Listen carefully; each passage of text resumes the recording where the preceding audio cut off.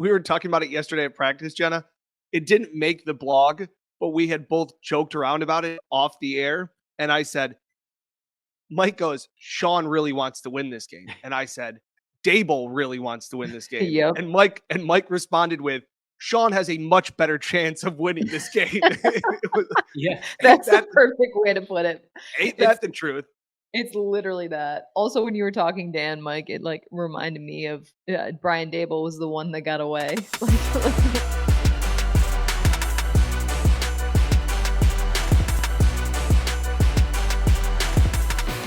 This is the Buffalo Plus Podcast, brought to you by Connors and Ferris. All right, welcome back to the Buffalo Plus Podcast, presented by Connors and Ferris. Mike Catalana, Dan Bates. I am Jenna Cottrell. We're talking the Bills. Brian Daboll coming to town. Him and Josh Allen's dynamic. The injuries to this team, as well as where the Bills are at now. Please be sure to like, comment, and subscribe to the podcast, as well as share it with friends. And please be sure to follow along on Stitcher, Apple Podcasts, Spotify, wherever you listen.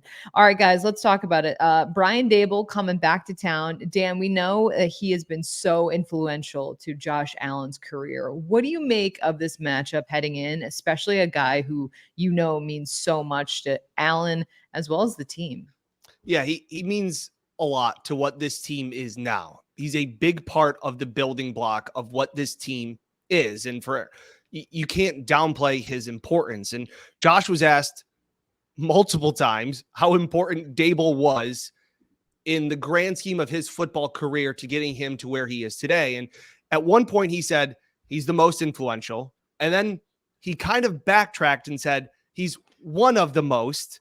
And then he also said, there are a lot of hands that went into this. Like, I think that Josh specifically, and I know Sean McDermott did, are trying to downplay this. It's almost like you're looking in the past. It's almost like, how much did you love your ex-girlfriend? Like it's almost like, hey, like you're trying to be like, hey, moving forward, like we're great now. Like everything's good over here. But I went back and just like, all I had to do was search through my tweets of Josh Allen and Brian Daboll to see how many times Josh said, I love him, not only as a coach, but as a person. I love the guy. Daboll saying, I love him, you know, like pretty much father-son relationship at some point, like where they came from. So it's an interesting dynamic. They say they still talk about every other week. They FaceTime. The conversations are short. It's what's up, miss ya, bye. It's a special relationship that those two have. There's no getting around it. I think they are trying to downplay it heading into Sunday night because it is just another game. The Giants are a disaster and the Bills have injury problems and just need to get a win. Yeah, I'm with Dan on that. I think he wants to play it down because, you know, these guys are the opponent this week and Josh is a competitor and he's going to want to destroy the Giants. I mean, that's the way you play in this league. I think there's also an element of, there have been a lot of, would it be cooks in the kitchen for Josh Allen through his career, whether Dan, you did a story back with his high school coach, his college coach, like think about what that development was like, you know, and then Daboll got him as this first round draft pick in the NFL and helped elevate him to starter and became franchise quarterback. So that's probably certainly on a national scale. That's what everybody saw. But I also think he wanted to be respectful to everybody else. And Jenna, then there's the other element where, you know, there's a little Brian Daboll, Sean McDermott. What would I say? Awkward energy. Ooh, that's it. That's it. Yeah. There is. And look, we love Daboll. We love him. But his team, the talent stinks. That is not a good football team. And I don't care how good of a coach you are. And I think he's a great coach. He doesn't have a lot there. And I don't know what they were thinking the way they operated this year. So, you know, Sean McDermott understands, I think Josh has a lot of respect for Daboll and they work together, but it's a few days to the game. Like the love fest will end and go play the game. Yeah. We were talking about it yesterday at practice, Jenna. It didn't make the blog, but we had both joked around about it off the air. And I said, Mike goes, Sean really wants to win this game. And I said, Daboll really wants to win this game. Yep. And Mike responded with, Sean has a much better chance of winning this game. Yeah. That's the perfect way to put it. Ain't that the truth? It's literally that. Also, when you were talking, Dan, Mike, it like reminded me of Brian Daboll was the one that got away. Like the way the romantic it's not a romantic relationship, but if you were to play it off of that. And no, I mean, that's the thing. I think the awkward energy that you talk about, Mike, is just the different philosophies. I feel like for people who want the curtain pulled back a little bit, that's just the different philosophies of like, Brian Daboll, it felt like he wanted this like high flying offense, ran through Josh Allen in terms of his playmaking ability. Whereas we even heard Sean McDermott say at training camp, like, a physical identity is what this team wants. And those are obviously at kind of opposite ends of the spectrum. And I think you're right. Like Daboll also really wants to win this game to prove like, hey, I'm better off without you type of thing. But at the same point, I mean, Dan, like where the Giants are at, last year they performed so well that it was like, you knew it was going to be a tougher schedule. You knew the expectations. Like last year, no one was expecting the Giants to do anything. The way this went into the season with the roster structuring and things like that, like people were not going to be surprised by the Giants. And that's almost been a hindrance to this team because it kind of, Mike, reminds me of when Sean McDermott came in and he made the playoffs in the first season. And then that next year, where this was a little bit different, they took the roster down to the studs and kind of relied on trying to build things up from there. But Dan, my thing is though, like Daboll knows Josh Allen so well. The only way I feel like the Giants could be in this game is exploiting the things that he knows Josh Allen does not do well. But can he even have the capacity to do that? No, and that's the thing. I don't think he doesn't have the bodies to do it. And offensively, I just don't see how they're going to move the ball. And we were talking about it yesterday too at practice. The fact of, Jenna, head coaches in the NFL are control freaks, right? They want they want everything the way that they want it. That's how they've gotten to be head coaches because they are so driven and focused and all of those things. Sean McDermott definitely got a little annoyed that he wasn't getting as much credit for turning the Bills into a Super Bowl contending team. That Brian Daboll turning Josh Allen and the Bills offense became the story. It wasn't the Bills' top 5 defense that was talked about as much. It was Josh Allen, Brian Daboll, these offensive guys. Look at what they're doing. I think that was part of the power struggle. I think that was part of it, of who gets the most credit. Sean McDermott wasn't getting it as much as he probably feels he should have. All right. I know Jenna well enough. I feel about that. I know you well enough. You and I are in the same spot here. I don't believe Sean McDermott starts his day saying, why am I not getting the credit? Yeah. But you're the head coach of an NFL team. Yes. You have given away, delegated a huge part of your team to another person, right? Mm-hmm. It's Josh Allen is not hanging with the head coach. Correct. And so it is a great way to develop the quarterback. But when you're Sean McVay in LA, like, you've got your quarterback, whether it was Goff or, now he's got, what's his name? Then you won the Super Bowl with him. Stafford. You're connected. Like a Kyle Shanahan? Right? Like a Kyle Shanahan. You're known all the time for the quarterback. And the head coach can't do that when you're a defensive coach. Yeah. I don't know if you guys are aware of this year. Against now Brian Daboll's offense, but Jenna, Sean McDermott calls the plays on the Bills defense. So he really is, even though they'll say Mike Kafka, I think they'll say, and they say Kafka calls the plays, right? Yeah. Okay, whatever. This is Brian Daboll's offense against Sean McDermott's defense.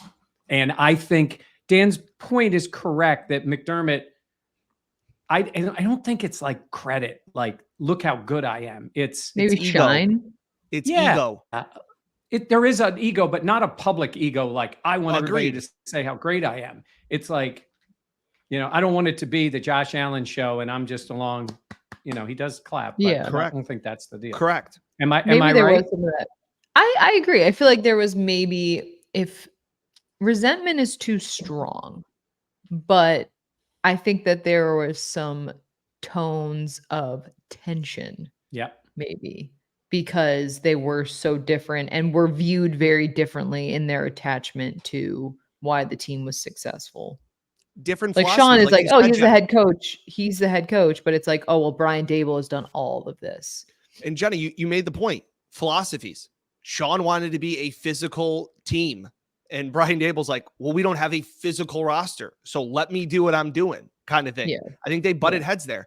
And Sean, Sean is team. You ask him about a player. He talks about the whole position group, and then he talks about the whole side of the ball. Like, that's what he does. He does not make anything individually, but he does want to have control, and with control comes praise or blame. And that's also what's happened with the defense. When you take control of something, we talked about Sean wanting more control of the defense. Like, Yeah. Leslie Frazier got a lot of the blame at times and got some of the praise. So you move forward from there. So that's what I'm saying. I'm not saying that Sean sits there at night watching NFL Network going, why is nobody complimenting me on my team? That's not what I'm saying. That doesn't seem as he has his malted milkshake at night. Like, it's the fact of the matter of him just whoa, going whoa. That's once he's a not month. having one every night. No. Oh, you're right. It's once a month. It's a treat. But yeah, that's where I'm at, I guess. Dan, I also think, I think their relationship was good. Look, they've coached against each other before. Like, he used to be with New England. Maybe it was different in the terms of what the control was. But, sometimes when people work together for a long time, there's occasions when, somebody's ways can get a little annoying. Like, I mean, look, Dan, you and I put up with it, but we love her. But there's times when, Yeah. There's times where Mike, I have my Nerf gun ready to go.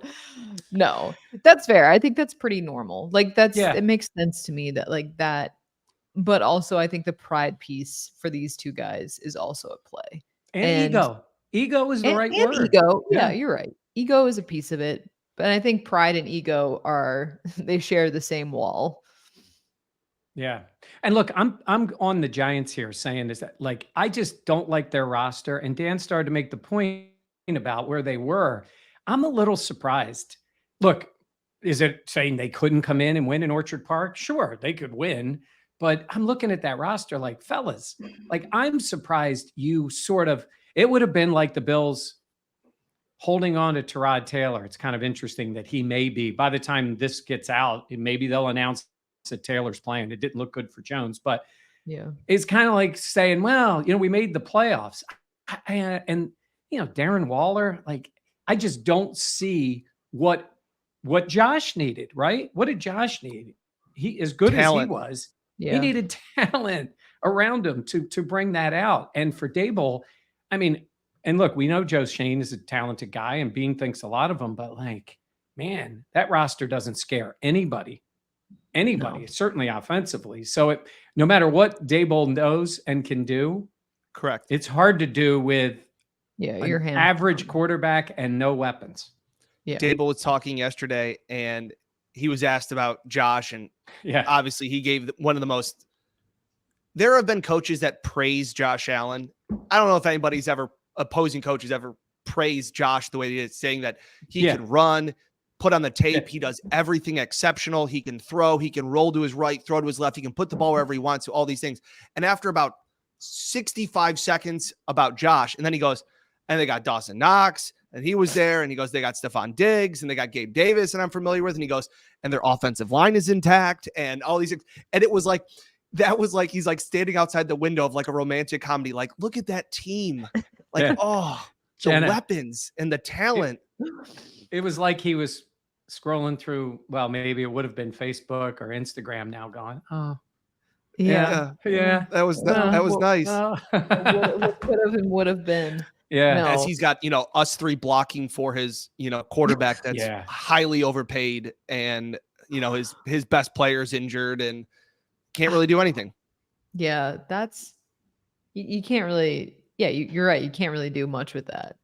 But here's the thing, the Bills need a win bad. Like, at this point where they're at, Mike, I mean, we saw how I think dejected is it just where the team was coming off of that loss to Jacksonville and London and all of the injuries piling up. Like they have a stretch coming up. What is it? It's the Giants, it's the Patriots, the Bucks, the Bengals, the Broncos. Like there's a stretch here where the Bills really need to, like, what do you need to see from them here? Because first of all, on Sunday night, like they need a win bad. Yeah. But where do you think this team is at considering now with all these injuries? It's kind of funny that they bookended these performances because they were great in the middle three. The defense was dominant. The offense just rolled people. Dan's made a point, and he can make it again too, about the way they played offense. And then they didn't want to do it in London for whatever reason. Where are they? They're 3-2. They've, I would say, look, I think Jacksonville is a good opponent with a good quarterback, really good wide receiver. Like I give him even more than that. That guy could be really, really good. He can throw the ball. Super Bowl winning coach, some studs on defense. Like that's not a bad team. That team was in the playoffs last year. You know, the Jets are the Jets with a great defense, and that's what it was. But when I say give it away, they should be 4-1. Yeah. And you could certainly make an argument for 5-0. And I think they know that. But man, you start giving these away, and, you know, they'll always have to fight back with that Jets game in the division. They're going to have to fight back with this Jags loss in the conference. So I think it's disappointing at that point. And you're right. It doesn't matter now. You just got to start winning games, piling up the wins. If you're not playing great, play better down the road when you got to get there. But this team should be better than 3-2. There's no question in my mind. Dan, that's a frustrating part. Yeah. I think what's most frustrating about the Jags loss is it seemed like it was one step forward and two steps back, especially offensively. Meaning, what has this team lacked since Brian Daboll left? And actually, maybe even at times when Daboll was here, was a lack of identity on offense. And for those three games that we talked about, Vegas, Washington, and then against Miami, they had an identity, and it was Josh Allen under center and Josh Allen doing play action. And while you guys were in London, I'm sitting there watching the game after it was over, and I'm going, why didn't I see that? And then I remembered back to the 4 to 5 big plays that they had, and I went, oh, that was play action. That was play action. The long throw to Diggs, the touchdown to Diggs, all these things. I'm going, oh, that was really good play action. And I went and I looked it up. The Bills ran 58 snaps offensively. 47 of them were out of the shotgun. That's 81% out of the shotgun for a team that statistically, and Josh Allen is maybe right now, statistically, the best under center thrower in the NFL. And he's the best passer in the league on play action. And caveat, you don't need to run the ball for play action to work. Mike and I talked about it yesterday. Like if I believe that the salary cap, like my things that I'm really passionate about, that the salary cap isn't real, Dan, you're only passionate about things. Well, then what I believe that you don't need to run the ball for play action to work is up here. Like it's unbelievable. So the fact that they only ran 5 plays of play action, and I know some people were like, well, they were behind in the game. That's why they ran so many plays of the shotgun. They were never down more than 2 scores in Jacksonville against Jacksonville and London. Like this thought that like they needed to throw the ball and be in this hurry. They didn't. They were on 11 points. Like, and they only had 7 going into the fourth quarter. They went 3 and out. All 3 plays were out of the shotgun. They went 3 and out again. All 3 plays were out of the shotgun. They punted again. 4 out of the 5 plays were out of the shotgun. Like it made me concerned where I was starting to compliment Ken Dorsey. And all of a sudden it's like, Dan, why would you ever go back on what you thought? You were right the first time. Like this was concerning to me. Where'd they go from here? And Ken was asked about it on Monday during his media availability. And he's like, it's what Josh feels comfortable with and all these things. Like comfortability is one thing. What works and what you're successful at should be also what factors into that a lot. So I'm a little bit concerned on where this offense goes from here, because again, it seemed like we had 1 step forward and we're taking 2 steps back. Mike, like, why do you think they were so hesitant to run play action? You know, I do think there is some element to what Josh likes. Now, look, he can be successful. If you sat Josh down and say, are you more successful there, whatever it is, you know the way he feels. He feels he can make it work, whatever they're doing. And maybe there is some element to that. Even Daboll has talked about that a lot. They go over stuff. What plays does he like? What's he comfortable with? I mean, you are running everything through your quarterback. I just thought maybe, because they were also tired from the flight that they weren't allowed to run under center. They maybe there was an NFL experiment to see how you do in the shotgun. I'm talking about the theories as to why they lost. I bring that up because I'm looking at that team in that game, and it's so easy to just set it aside and go, well, they should have flown out there 2 days earlier. Yeah, maybe that would have helped. Would have also helped to not lose Milano and to miss on some open plays and to, Daquan Jones. Yeah. Daquan, those kind of things that happen with them. But in terms of why they did that, Jenna, this league, it used to be, and it wasn't that long ago, that teams were who they are. And they did it basically every week, and you had to stop it. And everybody kind of knew. And I think really, I got to give, even though he's getting roasted now, I give Belichick credit because I think the Patriots really felt like the first team that would constantly evolve, offensively and defensively. Like you didn't really know what they were going to do, even though they had identities. And now that's what teams do. And honestly, Jenna, sometimes I think teams outsmart themselves. And they're like, everybody thinks we're going to do this. We'll do something else. Well, the thing you did worked. So maybe you should do it again and make them stop it. So I do think there is a tendency to, I'll say, overcoach a little bit. Yeah. And just instead of saying, this is what we do, go ahead and stop it. No, honestly, that makes so much sense to me in terms of like the fluidity of which they want to keep evolving. And like, this team does this well, so we'll do this, even though this is not our skill set. It's like, sometimes you're overthinking it. And usually that's, I get it. There's so much care and preparation that goes into everything. But I mean, those numbers don't lie from Allen. And I was thinking, Dan, I think you'll get this reference. Mike, I don't know about you, but there's like a GIF of a woman like trying to eat a piece of broccoli. Do you know what I'm talking about? It was like a TLC show, and she's holding the plate and she's like trying to eat this piece of broccoli, and she's just like, she can't do it. And it was just reminding me so much of Dan being like, why isn't play action a thing right now? Just like, it's what you need to do, but it's like, I don't want to do it. But I go back to, I was joking around with Mike. If you threw the ball 16 times in a row and then ran play action, guess what? The linebackers would bite and the safeties would bite because they would think there's no way they'll throw it 17 times. And then if you run play action again, they'll be like, well, there's no way that they can throw it 18 times.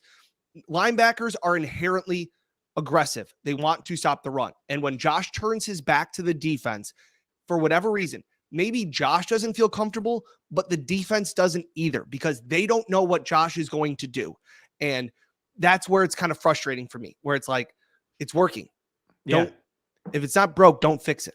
And to Dan's point, it's not always like the linebacker is in no man's land. It is a pause. We all like the pause. It's the pause. But everybody keeps talking about the tight ends and getting them involved. Just think of this. You get that linebacker to bite. You get now Kincaid deep of the linebacker, short of the safety. I'm simplifying here. I don't want to go into too much all 22 detail for you, but it is a part where it's like quick, boom, there's Knox, there's Kincaid in that spot, or there's Diggs, because that linebacker. And I do think, there are times teams evolve, right? And maybe they're going to look back at that and go a little self-scouting this week and go, we got away from what we're good at. I also thought, Jenna, and I tried to ask Josh this, and he went around in circles on the answer, but when they lose that rhythm and pace, the old Bills, what they ended up doing was going no huddle all the time, which sounds, some teams do it, but they were like, that was the shot, their offense with Ted Marchibroda, and it's the way they ran it. And it just got them going all the time. And the K gun, I don't know why I couldn't think of it. And I sometimes think like that can be a conscious thing where you go, we've struggled 3 and out. We've done this. Let's get moving and move it at a quicker pace. And I think they lost some of that too in the game because they weren't having success. So I do think with the problems that are on defense right now, I think this offense is going to need to be piling up a few more points. I mean, the defense have been great, but man, you're missing some studs on that defense now. Yeah, the way to win is the formula has changed. It's like you need to outscore opponents and you need to, it's almost like they need to like reinforce, like double up on their, not double up on their offense, but like you need to double down, I guess, and be like, this is our strong suit. We need to play into this because you're not going to, be defensively as stout as you once were. I still believe this defense, and in Sean McDermott, this defense still without Daquan Jones, Matt Milano, and Trey White can still be a top 10 defense in the league. I don't expect them to all of a sudden turn into some sieve that is going to get marched up and down the field on. I still believe that this defense can be quality and still force turnovers and all of those things. But again, it's probably not going to be holding teams to 10 to 13 points. It's probably going to be 20 points, which you still fine. But again, again, it's crazy to say this, more concerned about the offense than I am to some respects, philosophy wise, than I am the defense. The defense is the system. Not that you can't replace those guys. And Sean McDermott said that, but you can work your defense to highlight now what you do have instead of lacking what you lost. Right. Well, at least in the defense too, you have a reason why they won't maybe be like, you're missing an all-pro and Milano. You're missing a guy who was all-pro and Trey White. Daquan Jones going out was a huge piece of that defensive line and how they were able to get so much pressure. Whereas on offense, it's like, what's wrong? Jenna, I'm also in the past, and I'm talking about 2 years ago and before, you just felt, if you're a Bills fan, you just felt this sense of comfort with Poyer and Hyde. Yeah. We all love watching Poyer and Hyde. It's been awesome for the franchise. They are an iconic duo. They are something that I don't think they had some very good safeties, Mark Kelso, and back in the day, they had some really good players, but they've never had anything like this. But the days of that being the lead of your defense, of it starts in the back. Remember we talked about that? Yep. I'm not saying these guys can still play. They're smart. They're tough. They're all those things. But I think that part makes it tougher now because, the secondary's been a little nicked up. I was thrilled with the secondary. They just, with all the injuries, you mentioned Trey, and now you take Milano out. I think that part is concerning, especially with some of the offenses we're going to see, the rest of the way. So it's more like it's not, I see people, this guy's washed. Everybody likes to say everybody's washed. That's such a, I don't know. Go talk to people, go really watch them play. I don't think people are washed, but they played at a high level. I don't know if they're still getting that out of those two right now. Yeah. No. Well, and then there's like Kyer Elam. That's another piece of. I don't know what you do. I don't know what you do either. And he has no trade value. Like you're not gonna. What are you gonna get for him? You're like. Yeah, thank goodness you're only doing the Miami game. Yeah. I mean, it's really, honestly, there is a big disconnect there. I mean, it's like they put him in because they had to. And look, Dan, he could get traded and end up playing well somewhere else. That might be the case. Obviously, the man has talent. Brandon Beane's not dumb. He sees talent, but it's just not working. And there is no confidence with the coaching staff. And I give him credit. He talked again yesterday. Jenna, we talked to him after the game. I give him credit for stepping up, and he didn't. He just said, "I have to do it." And that's good. That's what he should be doing. The truth is, the rest of this year, they need him to play. Like he's going to Dane Jackson with a foot injury, that could be. But that's a big piece there.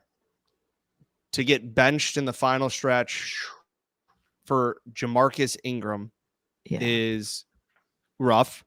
The fact that I know, I think it was Devin McCourty tweeted, on that the crucial third down, Micah Hyde was covering Calvin Ridley, and he's like, you can't put a safety on Calvin Ridley. And it's like, well, they tried their corner, and that wasn't working either. So it's like, what else are you going to do? Indictment on Kyer. Correct. And you 100%. And you heard Hyde after the game, again, without saying it, he's like, everybody's got to do their job, including me. I mean, there was some other things going on in that play. I think they were trying to get to the quarterback. Guys didn't get there. But yeah, at that point, look at what they had out on the field. And it ended up, if you had to look at that, what they had on the field, you'd say, well, who would you trust back there? He doesn't have the speed, but he knows what he's doing. And it was a great route, a great throw. Absolutely. Basically won the game for the Jags. So I just want to say one last thing on Elam, because I know there are so many Elam defenders out there, and why isn't he getting these playing times? And you guys talked about like confidence, like that there's no confidence there, especially in his game. You can just watch it. He just doesn't seem, the talent and the system, or the talent and the technique just aren't lining up. And I don't need to be some all-pro 22 to all-pro guy to like realize that. What is most concerning to me is that I remember when he got drafted and that first training camp and all of those things, he had this swagger about him. Like he had a sense of confidence. Like, look at my book. I've got this. I do this. I'm such a hard worker. I do all these things. Now you see him after games and after practices, like he looks like a deer in headlights. Like, I'm trying to figure it out. I'm going to keep working harder. And it's like, that looks like a guy that has his confidence rocked. And last year he talked about the fact that he had never struggled. He had never struggled in his entire NFL career. He picked up playing football in 7th grade and he's never struggled. He's now struggling. And again, I don't mean to say that he's mentally weak. That's not what I'm saying. I'm not trying to put words into Kair's head or anything like that, but I'm just saying, like, what it looks like is a guy that is lacking confidence, that has not gone through this before.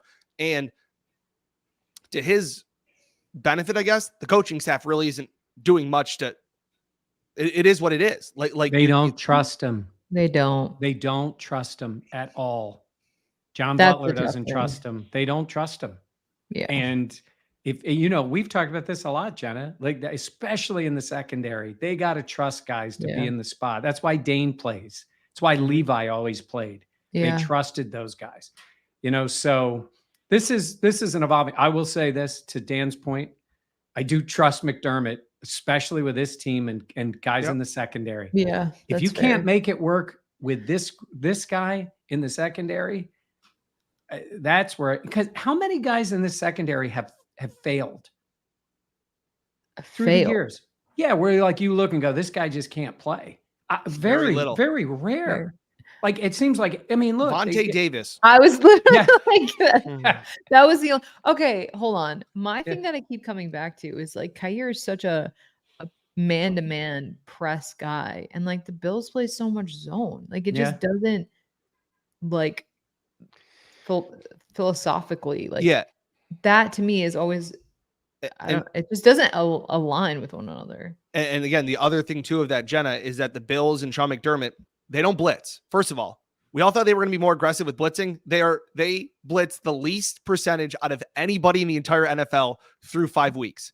Unbelievable. Now their pressure rate is still like top 3. They are getting there because of how dominant Ed Oliver has been, how dominant Greg Rousseau has been, all of those things. But we thought like they're not sending any extra guys. The front four is just winning. But what Sean McDermott does do is disguise very well. And you can see Kair being stuck in between because he doesn't have the technique. He's trying to hide what you're doing. And because of that, you're then being out of position at what you're trying to hide and get into. So it's almost like, I don't know how to play this, but I know I'm supposed to show one thing, but get into another thing. And I can't do either.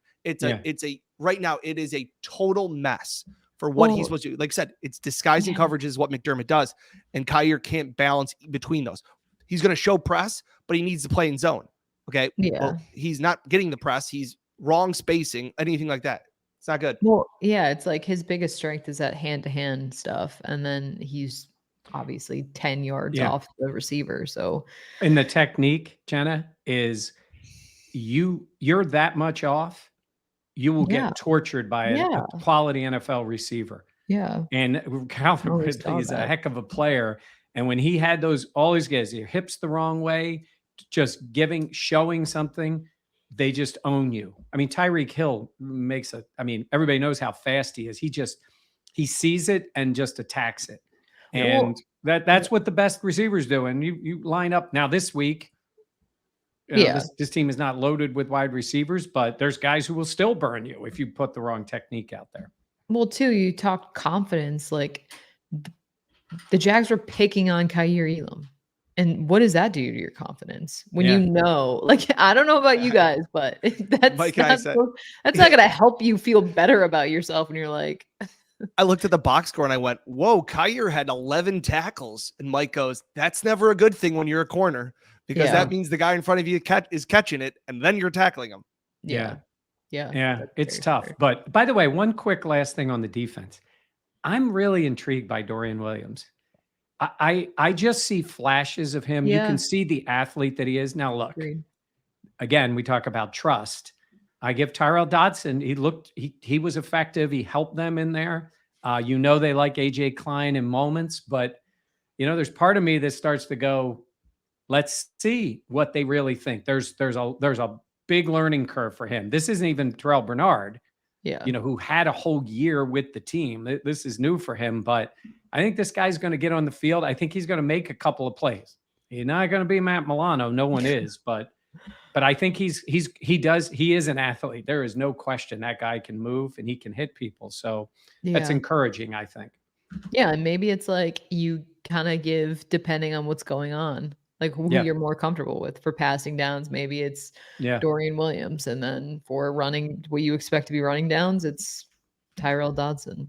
Yeah.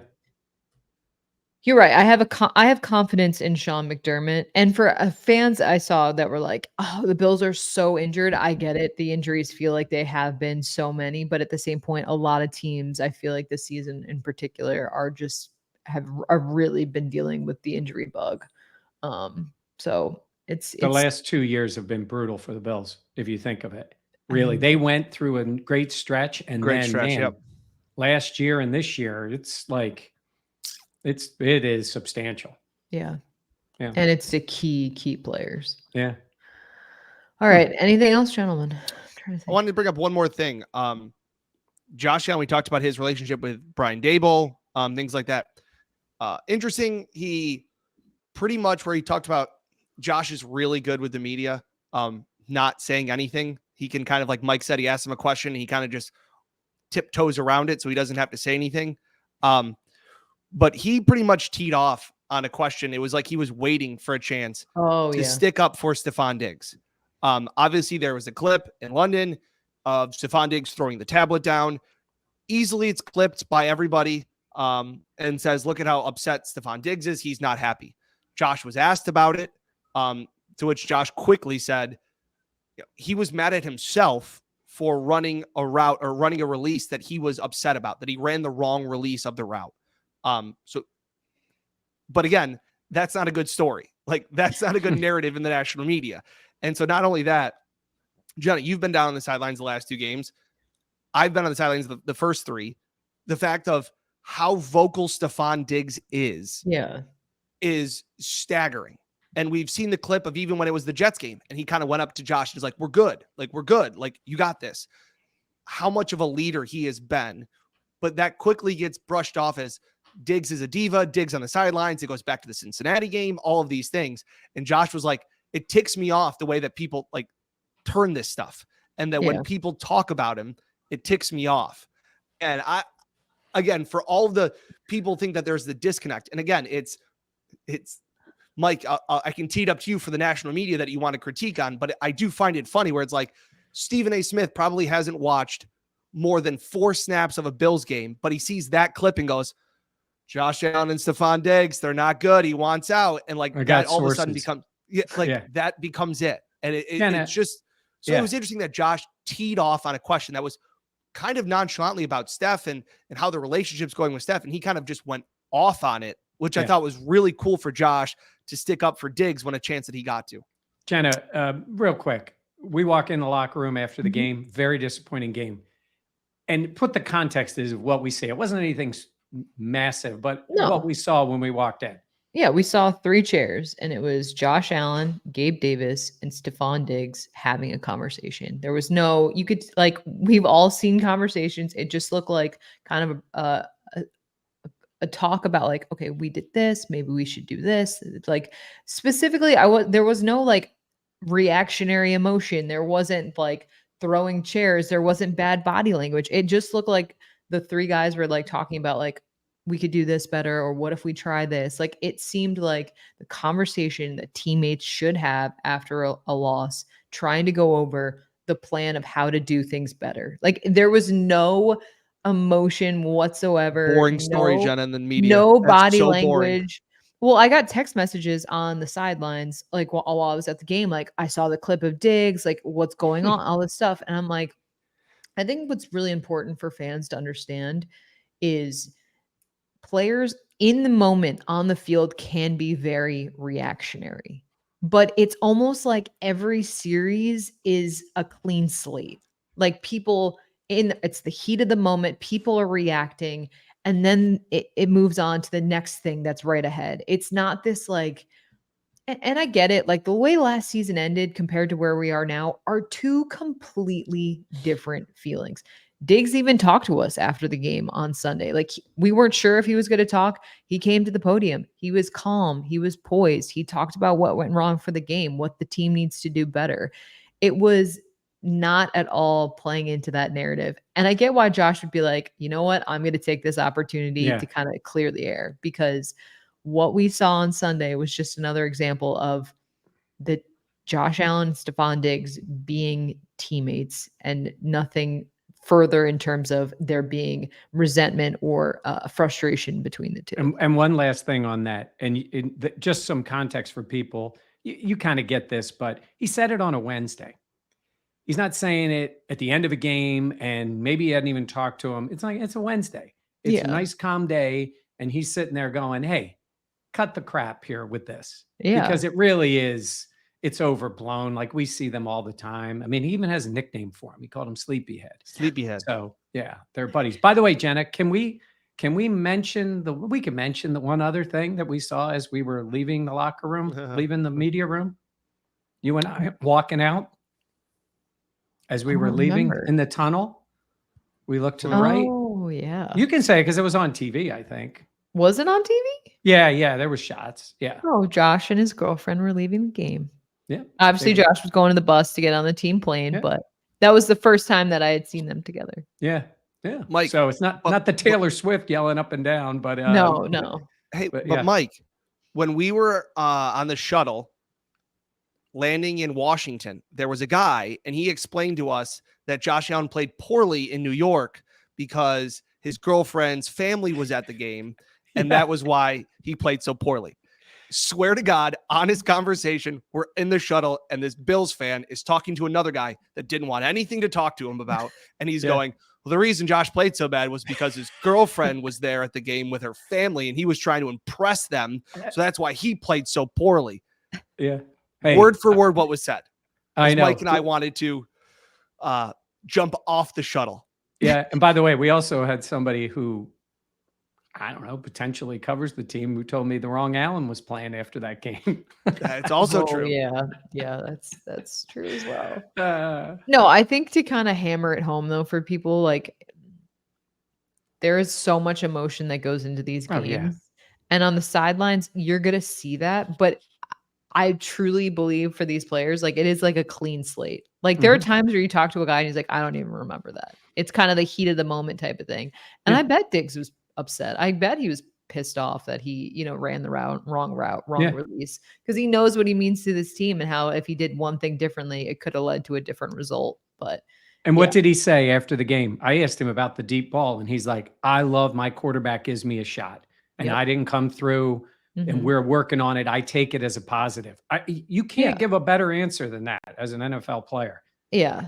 You have to, I think it's important to listen to the post-game interview as well, because I think that shows you a lot about the headspace and the tone of where someone is at. Yeah. And Diggs he was calm and collected. Obviously, he was disappointed in the loss, but it's not the same. It's not. No. That's why real quick, and get out of my soapbox. I feel like what the job of our local reporters, what we do is so important, because we are with this team day in and day out. We are there. We see them. We know their personalities. They know ours. I get it. Stephen A. Smith, he has a huge platform, bigger than I will ever have in my entire life and whatever lives I have to come. But he is not there. He does not know these players like we do. So Yeah. I'm done with it. I don't like stirring the pot just to stir the pot. Like life is too complicated for that shit anyways. Yeah. By the way, if you want to see an element of that on reacting, just type in Jason Kelsey in LA. Did you see him flipping out on the sidelines in the Eagles game with No. Nick Sirianni? And it was a snap and they got a penalty. He's like, and you don't usually see that out of him. This guy's been in the league forever, losing his mind on the sidelines, Yeah. totally animated. If you don't know any better, you're like, he's screaming at. Yeah. We have no context to what it was, but they're highly competitive people. And what were you going to say? No, I'm only laughing because if you see us doing our jobs in the heat of the moment, sometimes it's not the prettiest. Yeah. Like, it's like going in the stadium and things get a little screwy. Yeah. And then it's fine. Yeah. And it's fine. Mike, I forgive you. I'm kidding. No. Dan, I've been forgiven. No comment. Yeah. No, I'm joking. But yeah. All right. We want to leave it here. Like, comment, subscribe to the channel if you enjoy our podcast. Be sure to check it out on Stitcher, Apple Podcasts, Spotify, wherever you find your podcast. Please be sure to subscribe to the channel on YouTube as well. We always appreciate it. For Mike and Dan, I am Jenna. Please remember to check out the Buffalo Plus store, buffaloplusstore.com. You get free shipping on any orders over $25. That reminds me, gentlemen, we got our to-go mugs. So I will bring those to the station today. We also have our live show coming up on Thursday nights at 7:00. Be sure to check it out on YouTube. Yeah. For Mike and Dan, I'm Jenna. Thanks for tuning in. We'll catch you next time here on Buffalo Plus, presented by Connors and Ferris.